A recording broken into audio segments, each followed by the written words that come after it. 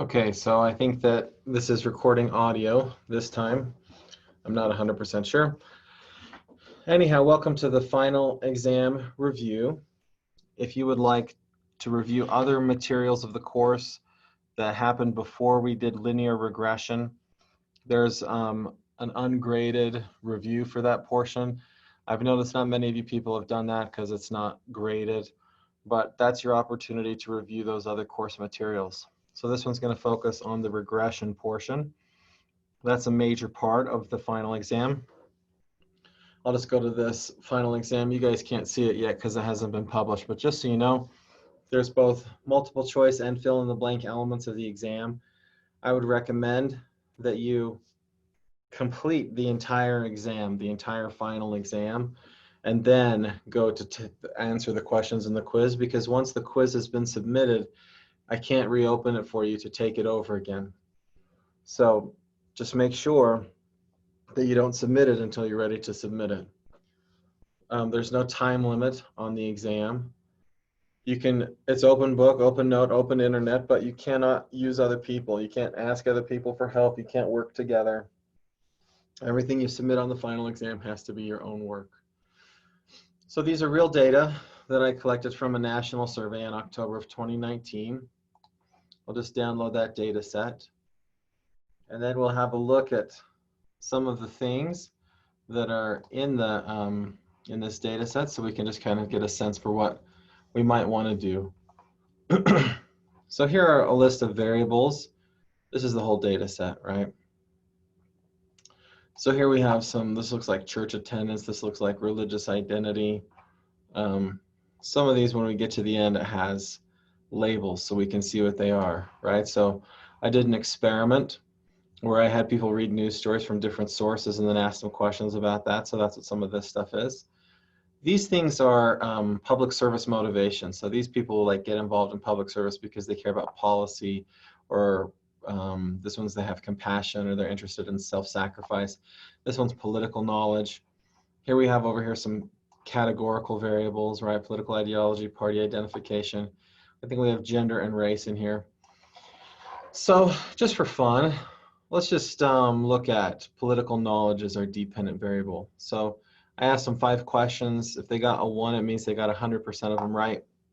This person got 20% correct. This person didn't get any. So let's just see if there's differences in political knowledge. So we'll use that as our dependent variable in our regression analyses. So I'm just gonna walk you through how to do some of that stuff. So I'll open up R. So let's run a regression model. So first I'm going to read in the data set. I'm going to call it D1.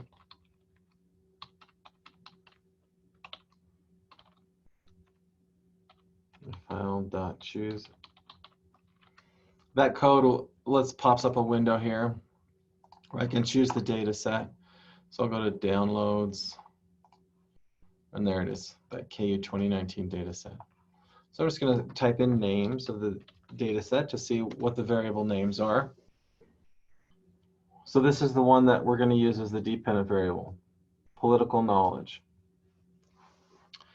Okay, so what I want you to do is I want to know if conservatives or if Republicans score different in political knowledge than moderates or than independents. Does identification with the party or calling yourself conservative, does that make you more likely to know something about politics? So run a regression model, look at the output, and let's see what answers you have. So pause the video and try and figure that out on your own first. If you just watch me do it, you're not going to learn anything. Okay, so what you're going to do first is you're going to give a name, right? So mod.1 is going to be a linear model predicting political knowledge by, let's just use this party ID instead of this one. We'll just use that one. So we'll go by party ID plus political ideology and tell it that the data set is D1. And then if I do a summary of that model, I can see the output, right? So the question I have for you, number one, what can you tell me about the explanatory power of my model?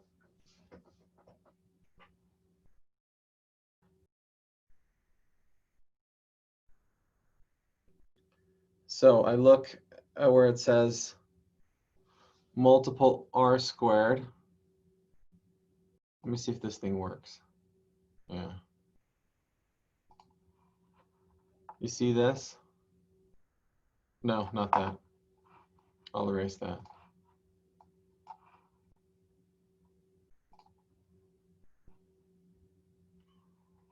You see, not the eraser.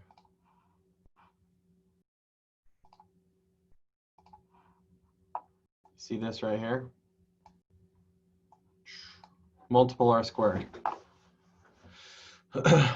So that tells me that 4.1% of all the variation in political knowledge, 4.1% is explained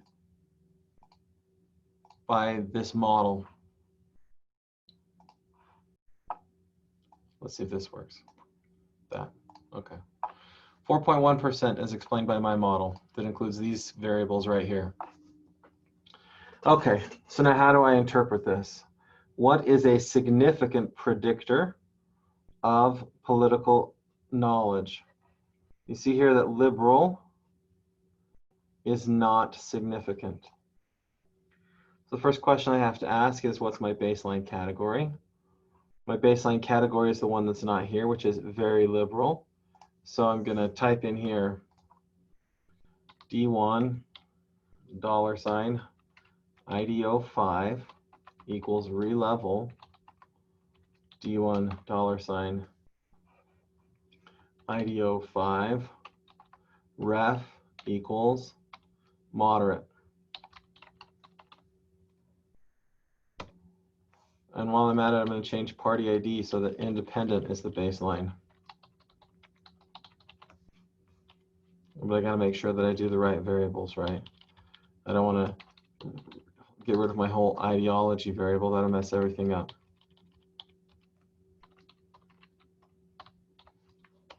So I'm going to run the model again. Okay. Now, what is not significant? This one has a dot. Republican has a dot next to it. A dot means that it's significant at the 0.1 level. But you see how the p-value is greater than 0.05. It's 0.0537. And this is not smaller than negative 1.96. So we would fail to reject the null hypothesis on this one. And we would say that Republicans are just as likely as independents, like Republican and independents score the same on political knowledge.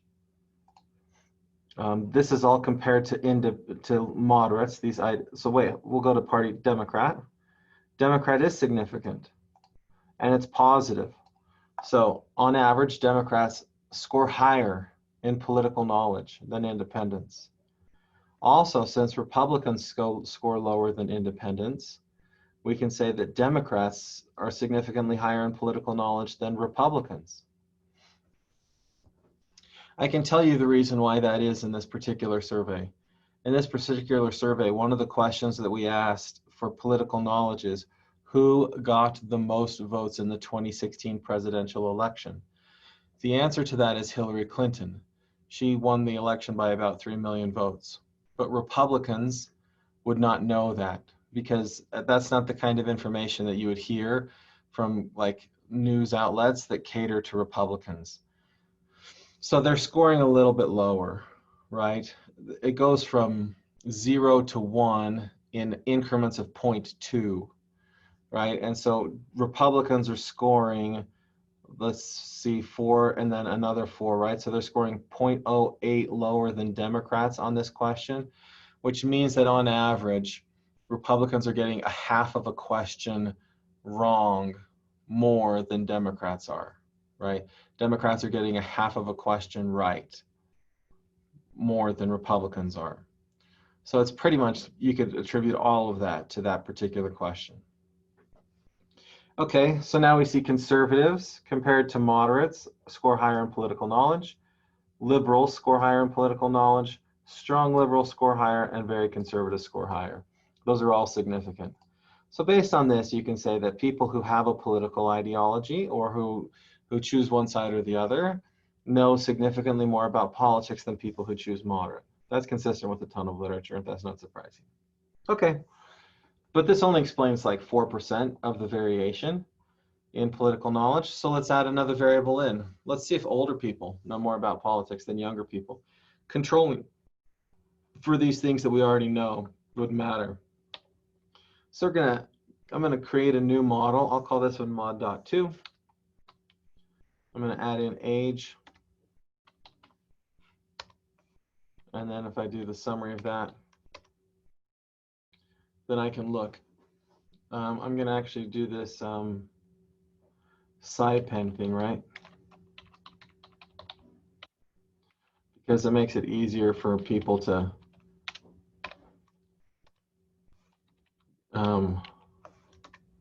see the p-values the way they like to see them. Okay, I'll just do that summary again.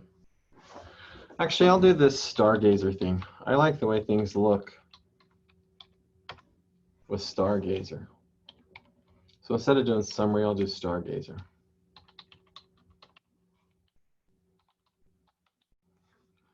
And then it makes it easier to compare things. There we go. Now we have them side by side. So in this model, where I've included age, you see that Democrats no longer know significantly more about politics than independents. Independents and Democrats now score the same, but Republicans score significantly worse than independents. But again, you see that effect size, right? That effect size is still about a half of a question difference between the two. But you see what happens when you put in control variables, right? Here, very conservative is not statistically significant anymore. So what this means is that this variable age is explaining some of the variation from very conservatives and from independents, people that are calling themselves independent.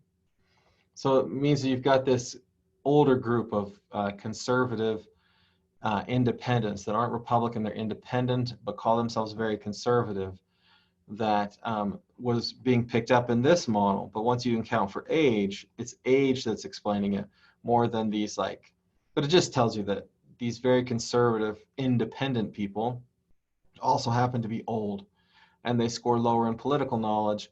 Again, I suspect because of that question about who got the more votes in 2016. Okay, so then if we say which ones are significant, we just look for the stars, and those are significant. This one is not significant, this one is not, but age is significant. The effect size seems small, right? 0.009. You might say, well, that's a really small effect, but remember, age can go from 18 to like 100, right? So as a person goes up 1 year in age, we predict that they get about 0.01 higher on that scale. So what does that mean? That means that if a person goes from 18 to 28, that's a 10-point jump, then we're predicting that they're getting about a half of a question right? If a person goes from 18 to 38, then that's a whole question. It's almost a 20% difference that we predict in their political knowledge score. Political knowledge is just 5 questions. So we're basically saying that a 38-year-old is going to get a whole question right more than an 18-year-old. So it looks like a small effect, but remember, it matters how this is coded, right? This is just conservative compared to independents. So it looks maybe bigger. This one maybe looks bigger, but a lot of it is because age is it's a number from 18 to 100. So this estimate, the slope looks small, but over the aggregate, as you plot that, in fact, we could plot that, right? Let's do, I'll just do it like this.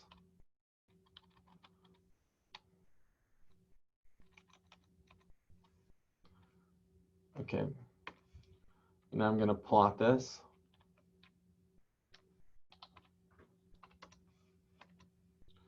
So there's my plot, right? Political knowledge, you see it looks kind of weird, but it's because they either got 0, 20, right? There's only 5 questions, and so you sort of see that. Now if I put in the regression line, you see that even though it was 0.009, it's a huge effect. It's a very strong effect that age has. That's my regression line right there. So it might seem small because the estimate looks tiny, but we go from 18 to 100 years old, and here's this person out here at that age. And actually in this data set, there's somebody who's 976 years old. So that outlier is gonna, or maybe they're negative 976. Let's just see. Oh no, I've removed them from this data set, so never mind. We're okay. The oldest person is 92 years old. But you see it's a strong effect even though it looks small. So it's positive. And as age goes up, so does predicted political knowledge. And look at this change in R squared. We go from, my first model had an R squared of 4.04. Now we're at 21.9, right? 20.219. So age is explaining a lot of political knowledge. Almost 20% of the variation in political knowledge comes from this. Since I did this to like make that regression line, let's just do a summary of that and see that variable alone, just age, how much it accounts for all by itself. 17%, right? So that's pretty big. 17% of the variation in political knowledge is explained by a person's age. Younger people tend to know less, older people tend to know a lot more about politics. Okay, now we're gonna add in another variable. I don't know, what should we add in? This is the first time I'm looking at these data, so. So we've got ideology, party ID, age. Let's add in education. I would assume more educated people know more about politics. And let's put in race and gender. So education, race, gender, in addition to what we already have. Put those all in column mod.3, and let's see what happens. I don't know what will happen. Just playing around with data, right, to help you get a sense of how things work. So go ahead and pause it if you haven't done it already. Pause it so that you can figure this out on your own. You're not going to learn much by just watching me do it. Variable education, we said race and gender, right? Okay, now I'll do the Stargazer.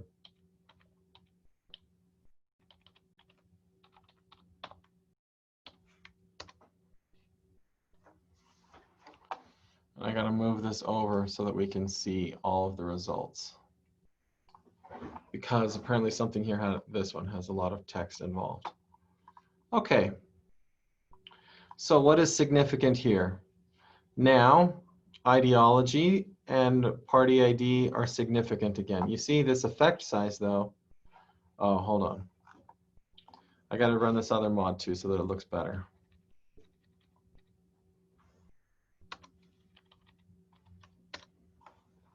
Okay. So in this one where we just control for age, not significant, not significant. But when we put in all these other variables again, these ones become significant again. You notice the effect size hasn't changed much, but this is a significant difference, significant. And you see the difference between Democrats and Republicans and political knowledge is getting larger as we include more control variables. On ideology, same as what we had before. These effect sizes in this model are actually smaller than they were in this model. So as we control for more things, the effect of ideology gets smaller. Age, the effect is smaller too, but not by much. Okay, so what's our baseline category for education? We've got college, high school graduate, postgraduate, college but no degree. So our baseline category is going to be no high school diploma. So people who just do some college but don't finish it, they're statistically the same as people who didn't finish high school in terms of political knowledge. People who finish high school are lower significantly. And then once you finish college, you score significantly higher in political knowledge.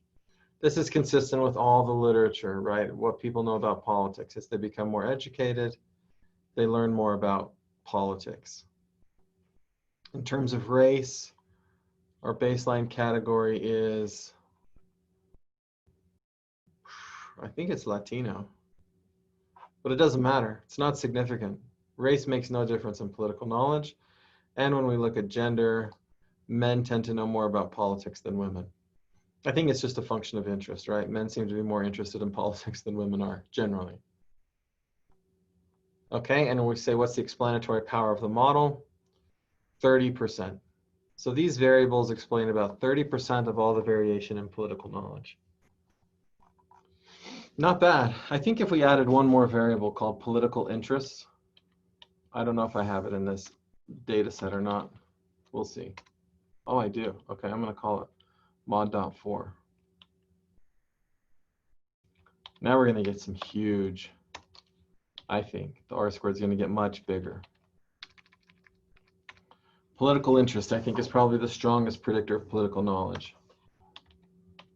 But we'll look at them all together.